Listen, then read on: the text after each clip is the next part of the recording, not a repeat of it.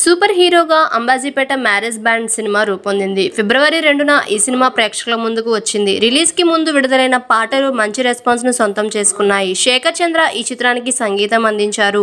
అలాగే teaser trailer కూడా మంచి మార్కులు వేయించుకున్నారు. GA2 pictures, Dheeraj Mogilineni entertainment, Mahayana motion pictures సంస్థలపై ధీరజ్ మొగలినేని ఈ చిత్రాన్ని నిర్మించగా బన్నీవాస్ వెంకటేష్ మహా సమర్పకులుగా వ్యవహరించారు.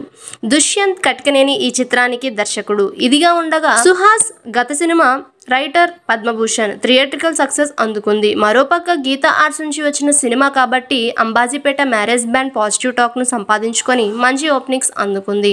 ఒకసారి రెండవ రోజు కలెక్షన్ గమనిస్తే వరల్డ్ వైడ్ గా టోటల్ 0.70 కోట్ల అంబాజీపేట మ్యారేజ్ బ్యాండ్ చిత్రం 3 కోట్ల బ్రేక్ ఈవెన్ టార్గెట్ తో బరిలోకి దిగింది. 2 రోజుల్లో ఈ సినిమా 1.61 కోట్ల షేర్ను రాబట్టింది.